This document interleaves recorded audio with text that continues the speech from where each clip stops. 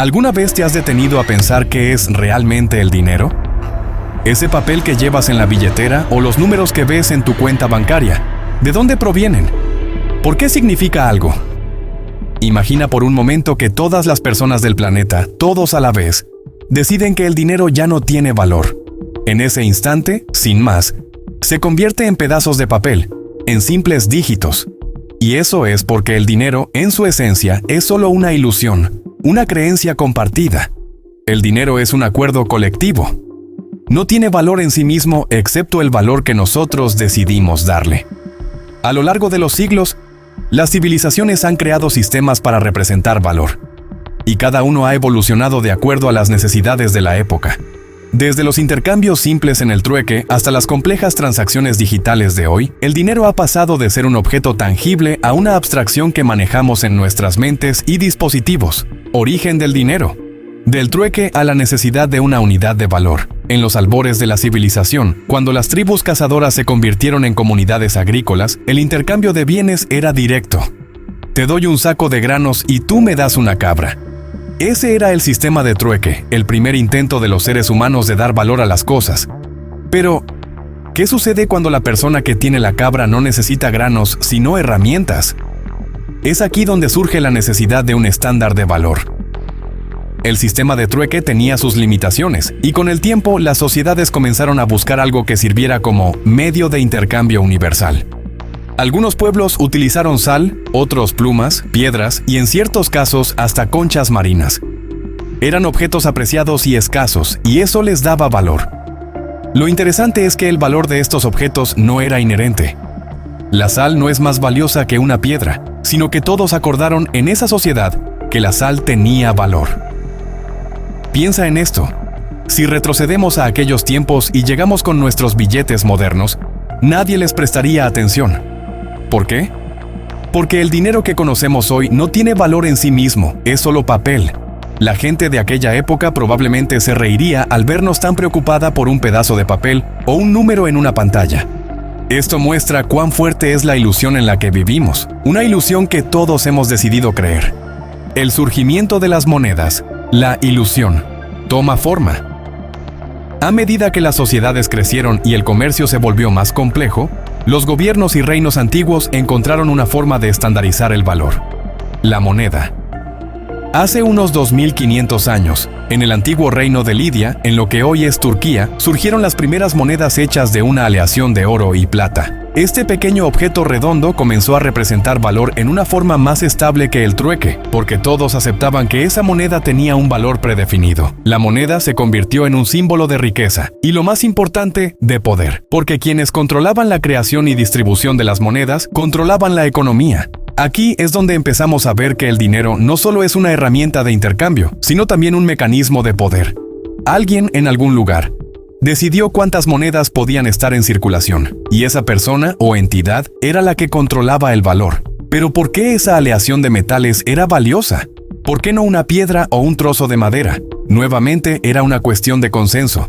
Todos estaban de acuerdo en que esas piezas de metal tenían valor, y esa creencia colectiva era suficiente para que esas monedas comenzaran a circular en todos los mercados. Así es como el dinero empezó a formar parte de la vida cotidiana de las personas. Ya no era solo un medio de intercambio, se convierte en una representación de riqueza y estabilidad. La ilusión se hace más sutil. Con el tiempo, el comercio creció hasta tal punto que las monedas metálicas comenzaron a ser poco prácticas. Imagina transportar grandes cantidades de oro y plata de un lugar a otro.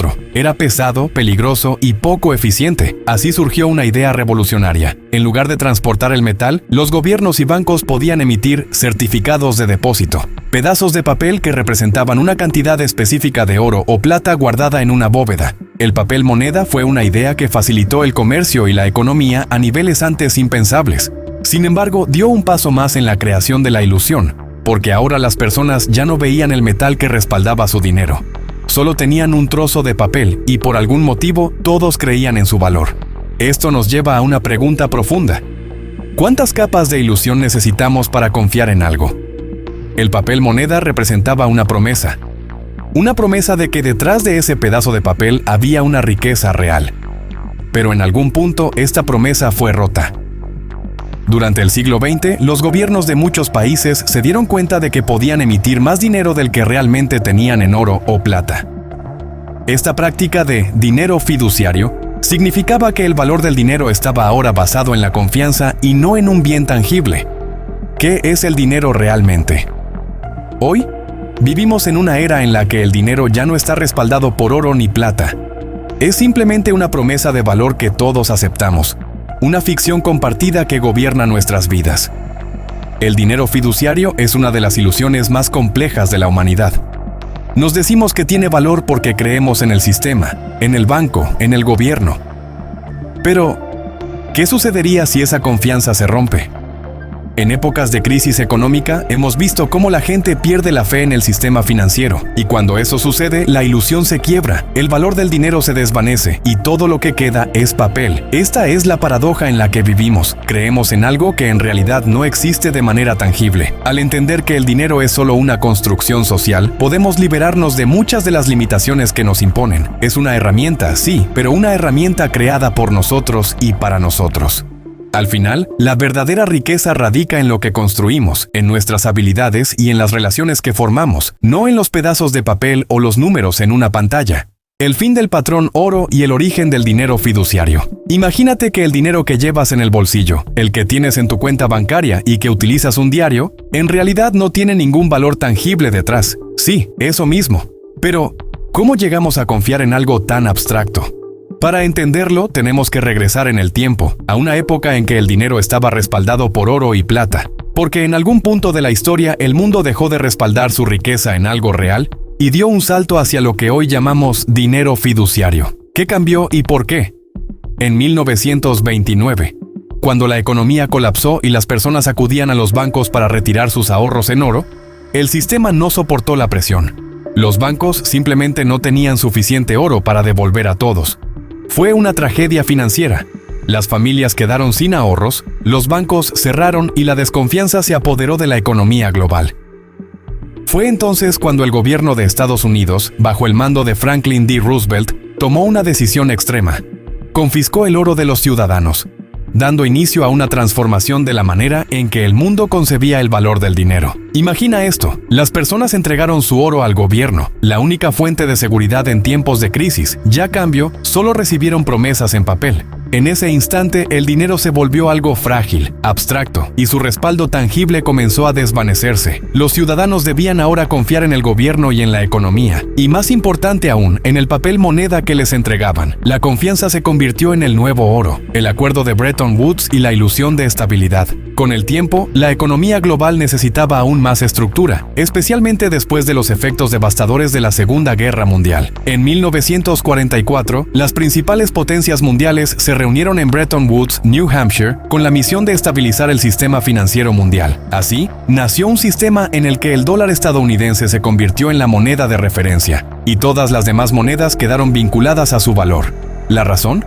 El dólar estaba teóricamente respaldado por el oro. Para muchos esto era una solución perfecta. El sistema parecía sólido y confiable. Pero había un problema. Mientras el mundo crecía, también lo hacía la demanda de dólares. Y Estados Unidos no tenía suficiente oro para respaldar todos esos billetes que imprimía. Era como si el sistema estuviera construido sobre una ilusión. Un momento decisivo. La decisión de Richard Nixon en 1971. Llegamos a 1971, cuando el presidente Richard Nixon tomó una decisión que sacudió los cimientos del sistema financiero global. En un anuncio histórico, Nixon declaró que el dólar ya no estaría respaldado por oro. A partir de ese momento, el dinero se basaría exclusivamente en la confianza que las personas tuvieran en su valor. Este cambio significó el fin del patrón oro y dio nacimiento al dinero fiduciario, un tipo de dinero que, literalmente, vale lo que creemos que vale. Con esta decisión, el dinero dejó de ser algo tangible, algo que podías tocar y sentir, y se convirtió en una idea, en una promesa. La riqueza, desde entonces, pasó a estar basada en la fe. El dinero fiduciario, un sistema basado en la confianza.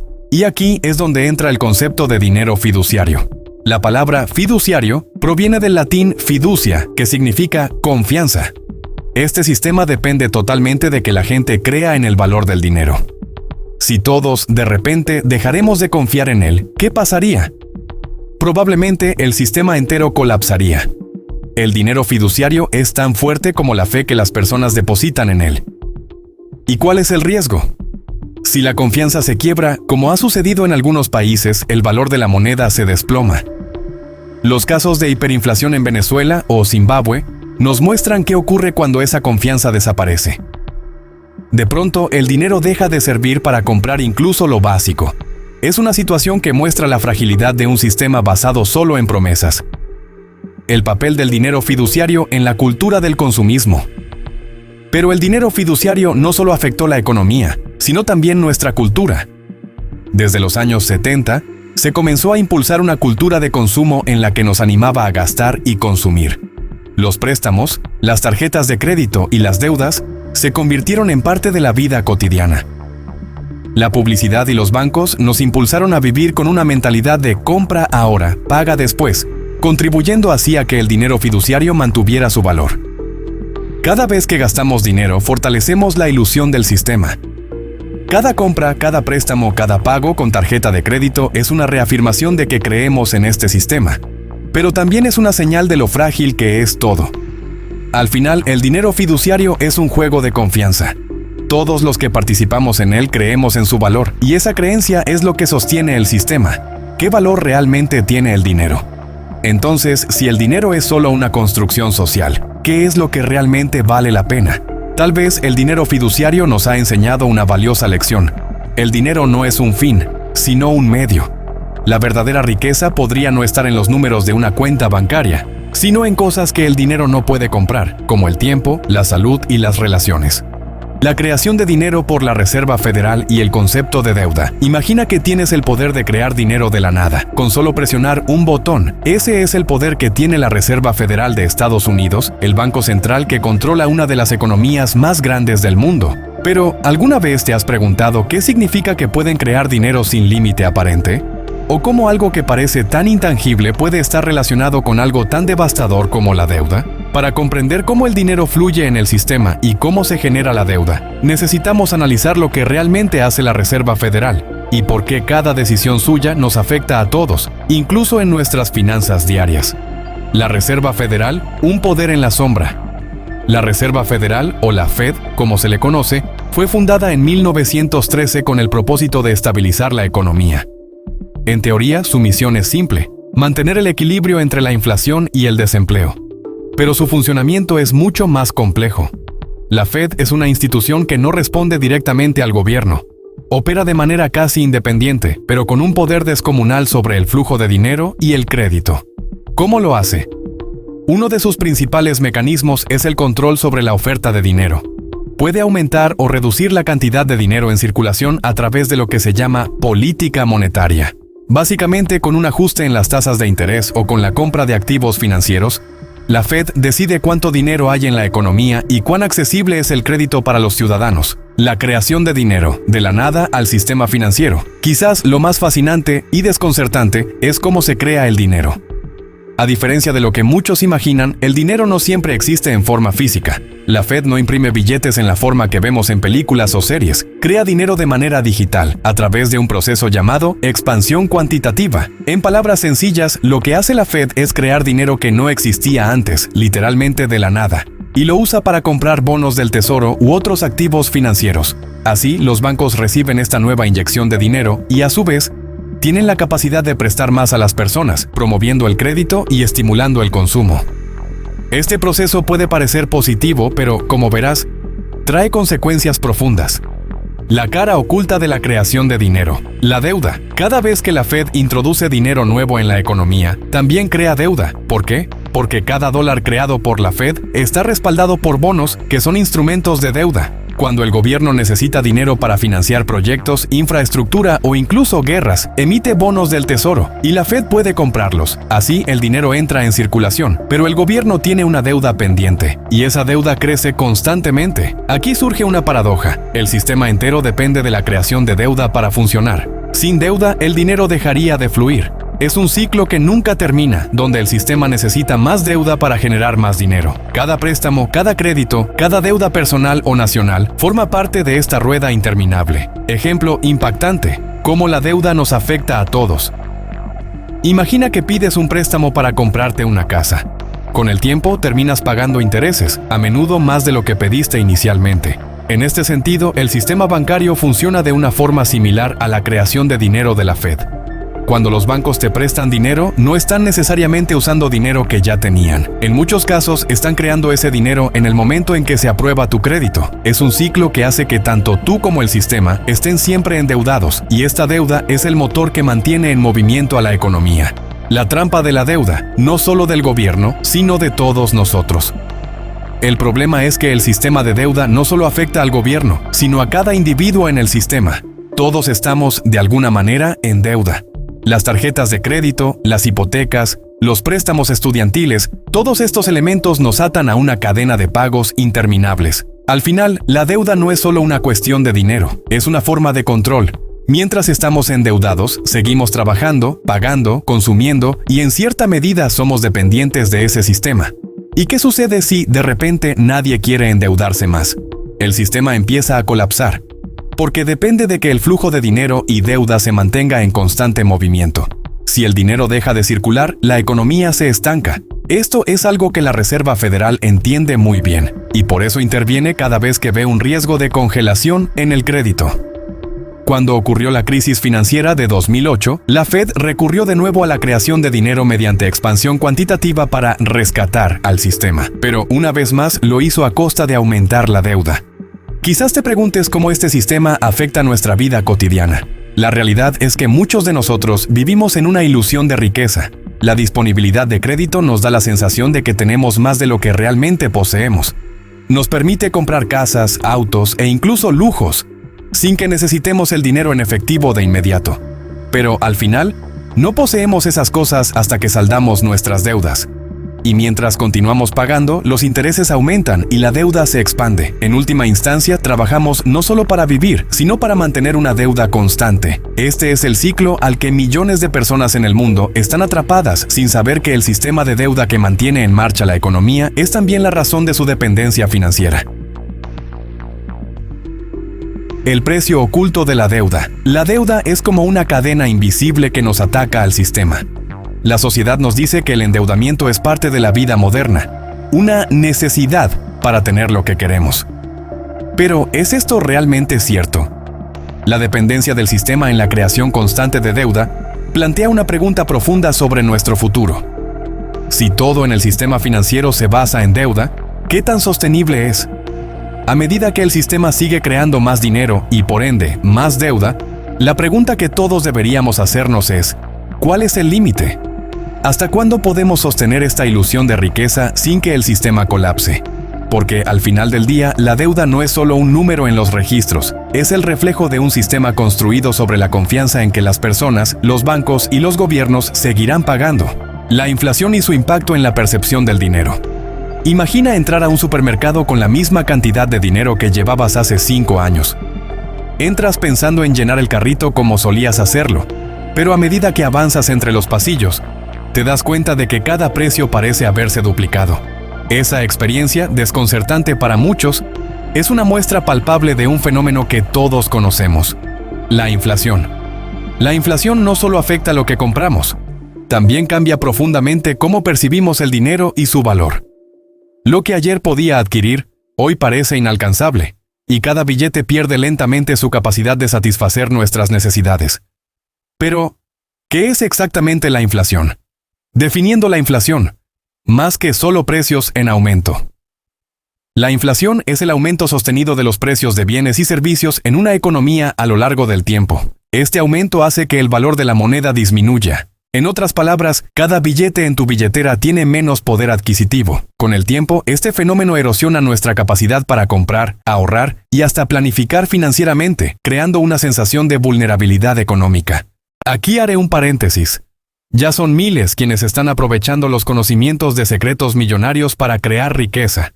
Si quieres comenzar a crear abundancia, este es el momento perfecto. Encuentra el enlace en la descripción y absorbe el conocimiento. Tienes 7 días para leer todo lo que quieras, y si no te gusta, te devolvemos tu dinero. No esperes más para tomar acción. Pero la inflación no ocurre de la noche a la mañana. Es el resultado de decisiones políticas, cambios en la oferta y demanda, e incluso de la intervención de entidades como la Reserva Federal. A medida que el dinero pierde valor, Nuestras prioridades, nuestra forma de consumo y nuestras expectativas sobre el futuro también cambian. En resumen, la inflación no solo es una cuestión de números, afecta nuestra psicología y redefine lo que entendemos como seguridad financiera. Inflación y percepción. ¿Cómo cambia nuestra relación con el dinero? La inflación influye directamente en cómo percibimos el dinero. Cuando los precios comienzan a subir, sentimos una presión inmediata por gastar antes de que el dinero valga menos. El miedo a que los precios sigan aumentando puede llevarnos a gastar rápidamente, a invertir de manera precipitada o incluso a buscar formas alternativas de proteger nuestros recursos, como en oro o criptomonedas. Esta percepción cambiante del valor del dinero nos lleva a una paradoja. Queremos conservar nuestro dinero, pero al mismo tiempo, sentimos una urgencia de gastarlo o invertirlo antes de que pierda su valor. La inflación nos empuja a pensar en el corto plazo. Afecta nuestra capacidad de planificar el futuro y generando incertidumbre sobre lo que vendrá. Un ejemplo cotidiano. El café de cada día. Supongamos que cada día compras un café por $2. Ahora imagina que un año después, ese café cuesta $2.50. Este cambio parece pequeño, pero a lo largo de cientos de productos y servicios, el impacto es significativo. Este aumento gradual en los precios afecta a cada aspecto de nuestra vida. El café que compramos, el alquiler que pagamos, el transporte que utilizamos. Poco a poco, estos aumentos constantes nos fuerzan a replantearnos nuestras prioridades y a ajustar nuestro estilo de vida. Ahora, imagina una familia que vive con un presupuesto ajustado. Cuando el costo de productos básicos como alimentos, transporte y vivienda aumenta, esa familia tiene que hacer sacrificios, renunciar a ciertos gastos y en algunos casos, endeudarse para cubrir necesidades básicas. Para ellos, la inflación no es un fenómeno macroeconómico abstracto, es una realidad que afecta su bienestar, su calidad de vida y sus posibilidades de progreso. El ciclo de la inflación. ¿Cómo nos afecta en el largo plazo? A medida que los precios aumentan, el dinero pierde valor y las personas necesitan más ingresos para mantener el mismo nivel de vida. Esto genera un ciclo. La gente exige salarios más altos, las empresas elevan sus precios para compensar esos aumentos, y como resultado, el dinero vale cada vez menos. Es un círculo vicioso donde todos parecen perder. Pero, ¿quién gana realmente en este ciclo? Los que poseen activos como bienes raíces o inversiones que tienden a apreciarse con la inflación. Sin embargo, aquellos que dependen de ingresos fijos, como salarios o ahorros, ven cómo su capacidad para mantener su nivel de vida se reduce. La inflación crea una brecha entre quienes tienen recursos y quienes luchan por mantenerse a flote, haciendo que el sistema sea cada vez más desigual. Inflación y decisiones personales, ahorro o inversión. Uno de los mayores dilemas que surgen con la inflación es la elección entre ahorrar o invertir. Cuando el dinero pierde valor, los ahorros en efectivo o en cuentas bancarias ofrecen un retorno prácticamente nulo, y al contrario, pierden valor con el tiempo. En cambio, invertir en activos como bienes raíces, acciones o incluso criptomonedas parece una opción más lógica para muchos, ya que estos activos tienden a protegerse frente a la inflación. Sin embargo, no todos pueden permitirse invertir. Muchas personas no tienen los recursos para arriesgarse en inversiones que pueden ser volátiles o costosas. La inflación, entonces, nos pone frente a una disyuntiva: arriesgarnos a invertir para proteger nuestro dinero o aceptar la pérdida de valor y mantener nuestros ahorros seguros, aunque devaluados. Inflación y miedo al futuro. ¿Cómo afecta nuestra psicología? La inflación no solo afecta nuestra economía, también afecta nuestra mentalidad y nuestras emociones. Cuando el dinero pierde valor, sentimos una inseguridad que va más allá de lo financiero. Nos preocupamos si tendremos suficiente para el futuro, si podremos mantener nuestro estilo de vida o si nuestros ahorros serán suficientes para enfrentar cualquier emergencia. Este temor nos lleva a tomar decisiones basadas en el miedo, como endeudarnos para asegurarnos de tener lo que necesitamos hoy, sin pensar en las consecuencias a largo plazo. La inflación, en este sentido, nos hace vivir en un estado de constante ansiedad, donde la idea de perder se convierte en una amenaza real para nuestra estabilidad. Impacto en la sociedad. La inflación como motor de desigualdad. La inflación tiene un impacto profundo en la sociedad y en la distribución de la riqueza. A medida que los precios aumentan, quienes poseen activos se enriquecen, mientras que quienes dependen de ingresos fijos o bajos ven cómo sus ingresos pierden valor. Esta disparidad crea tensiones sociales y amplía la brecha entre ricos y pobres, afectando la cohesión social y generando resentimiento entre diferentes clases sociales. Además, los gobiernos intentan controlar la inflación aumentando las tasas de interés, lo cual encarece el crédito y frena el crecimiento económico. Esta medida, aunque necesaria para contener la inflación, Tiene un costo para quienes desean adquirir bienes mediante financiamiento o para las empresas que necesitan créditos para expandirse.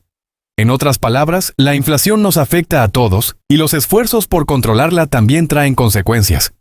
El sistema monetario y el futuro, criptomonedas y nuevas formas de dinero. Imagina un mundo donde el dinero no está controlado por gobiernos, ni depende de bancos ni de la Reserva Federal. Un sistema donde las transacciones son seguras, rápidas, y nadie puede devaluar tu dinero con una decisión arrepentida. Ese es el sueño de la descentralización.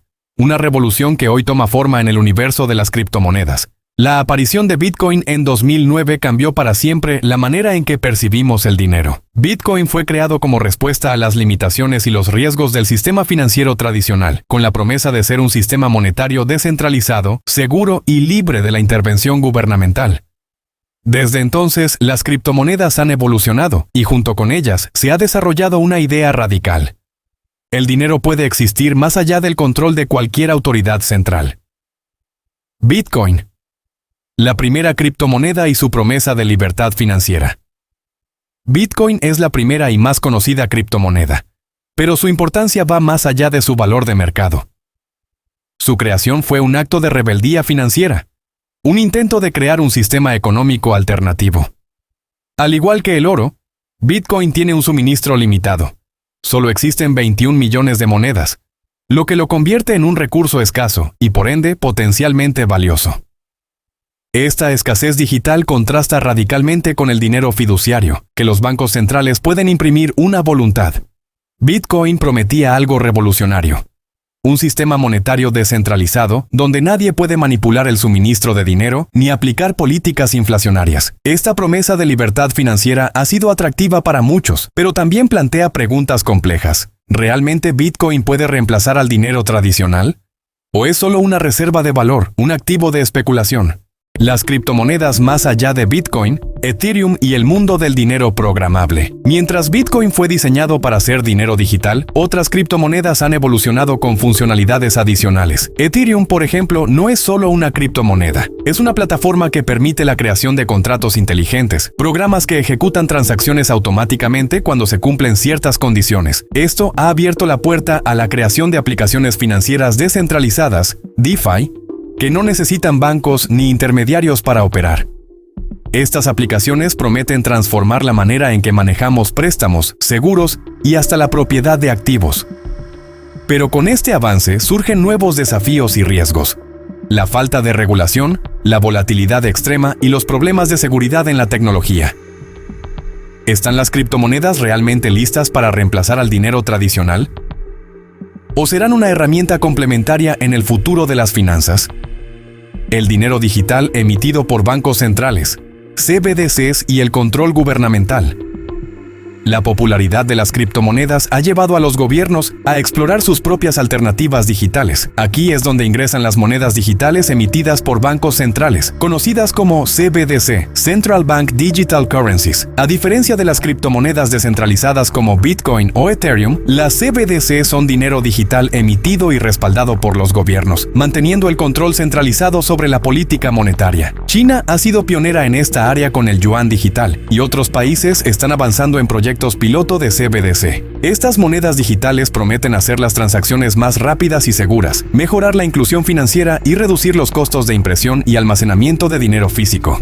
Sin embargo, también plantean serias preocupaciones sobre la privacidad y el control gubernamental, ya que permitirían a los gobiernos monitorear cada transacción en tiempo real. ¿Estamos dispuestos a sacrificar la privacidad por la conveniencia de un sistema digitalizado? ¿O nos dirigimos hacia un futuro donde la libertad financiera será cada vez más difícil de lograr? Criptomonedas y el futuro del sistema financiero global. La revolución de las criptomonedas plantea una posibilidad fascinante y desafiante. Un futuro donde el dinero y el poder estarán cada vez más descentralizados. Sin embargo, este futuro es incierto y depende de la capacidad de estas tecnologías para superar barreras técnicas y regulatorias. Si bien las criptomonedas tienen el potencial de democratizar las finanzas y empoderar a individuos, su adopción masiva requiere estabilidad, confianza y regulación que proteja a los usuarios sin comprometer su esencia. Podemos ver el surgimiento de un sistema financiero híbrido, donde el dinero tradicional coexiste con criptomonedas y CBDCs, y donde las personas personas pueden elegir cómo y con qué sistema prefieren interactuar. El éxito de este modelo dependerá de nuestra capacidad para equilibrar los principios de descentralización con las demandas de seguridad y estabilidad económica. Conclusión: la transformación del dinero y nuestro futuro económico. La historia del dinero está llena de transformaciones y adaptaciones, y estamos en medio de otra de ellas. Desde el trueque hasta las monedas de metal, desde el papel hasta el dinero digital, y ahora hasta las criptomonedas. Cada cambio ha traído consigo una redefinición de lo que significa el valor y cómo lo intercambiamos.